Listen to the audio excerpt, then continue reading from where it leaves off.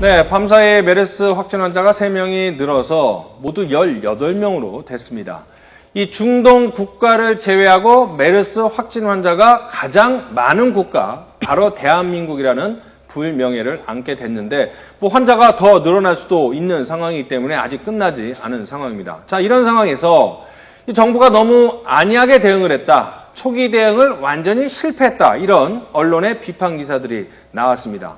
그렇게 볼 수밖에 없는 상황이에요. 네, 그렇죠. 지난달 20일 날 이제 최초 환자가 발병됐을 때, 일단은 메르스나 이런 감염은 눈에 보이지 않지 않습니까? 그런데 이 소방방재본부라든가 군부대처럼 이건 초기 대응이 굉장히 중요하고, 질병관리본부가 그런 제가 언급했던 그런 기관처럼 그런 기능을 해야 되는데, 국정이 기본인데 보건이라는 것은 그런 기능에서 초기 대응이 이제 강력하게 모든 가용 인력을 동원해서 이렇게 응집력 있고 단호하게 했으면은 이런 사태가 안 났을 텐데, 이런 부분에 대해서 관련해서 질병관리본부나 이런 곳에서 눈에 보이지 않다 보니까 너무 그 생각을 느슨하게 하지 않았느냐, 이래서 언론에 이제 질타를 받고 있는 거죠. 네, 최초 감염자를 슈퍼 전달자, 슈퍼 스프레더라고 부르더라고요. 그 한 사람이 9명한테 일단 전파된 것으로 지금까지는 이제 알려지고 있는데, 어떻습니까? 우리 정부의 보건당국은 중동과 우리나라는 병원 시설이나 이런 상황이 다르기 때문에 전파력을 그렇게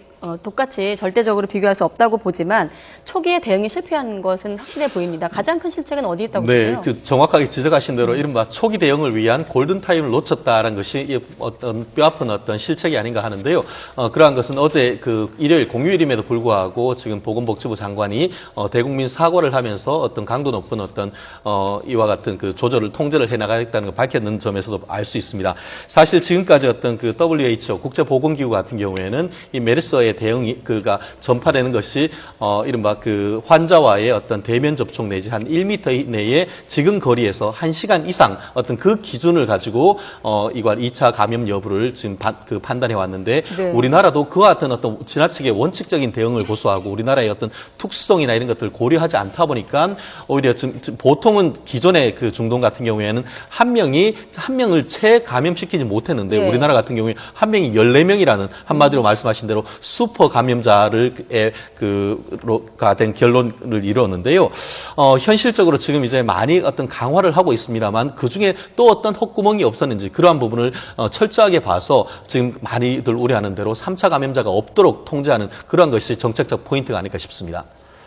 이제 말씀하신 대로 보통 메르스 같은 경우에는 감염자가 한 명도 채 안 되는 사람에게 전염을 시키는데, 지금 18명 중에 최초 환자 1명을 뺀 17명이 사실상 같은 병실, 같은 병동, 같은 층에 있다가 감염이 됐기 때문에 최초 환자가 모두 17명에게 전염을 시킨 셈이 됐으니까 상당히 특이하고 이례적이다. 그런 면은 충분히 이해할 수 있지만, 이 격리 조치도 제대로 안 됐기 때문에 결국 이렇게 환자가 확산되는 거 아니겠습니까? 그러니까 최초에 이제 보건당국에서 오판했다는 가장 큰 근거가 같은 병실 내에 있는 사람만 이제 검진을 했다는 거 아닙니까? 근데 우리가 기본적으로 6인실 많이 쓰지 않습니까? 특이한 거. 6인실 보는데 이 병실 안에만 있을 수 없잖아요. 예를 들면 화장실도 바람도 쐬러 가고. 그렇죠.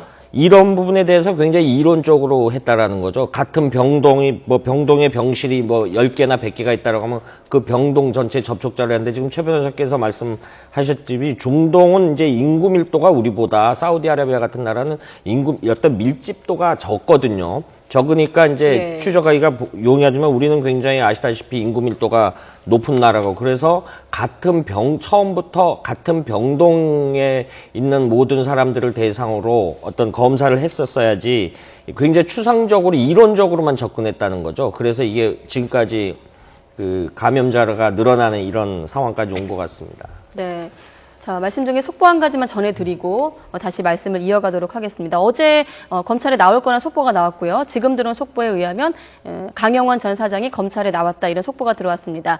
해외 자원 개발 과정에서 한국석유공사에 1조 원대 손실을 입힌 혐의를 받고 있는 강영원 전 석유공사 사장이 조금 전에 검찰에 출석을 했습니다. 검찰은 잠시 전에 업무상 배임 혐의를 받고 있는 강 전 사장을 피의자 신분으로 소환했습니다.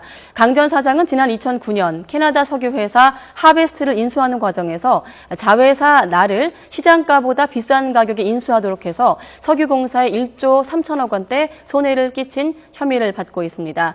검찰은 강 전 사장을 상대로 하베스트의 유전개발 계열사 인수 과정과 예정이 없던 정유부문 계열사인 나를 비싼 가격에 인수하도록 지시한 배경 등을 집중적으로 추궁할 계획입니다. 자원 외교 관련 수사가 다시 활기를 띠는 것으로 보입니다.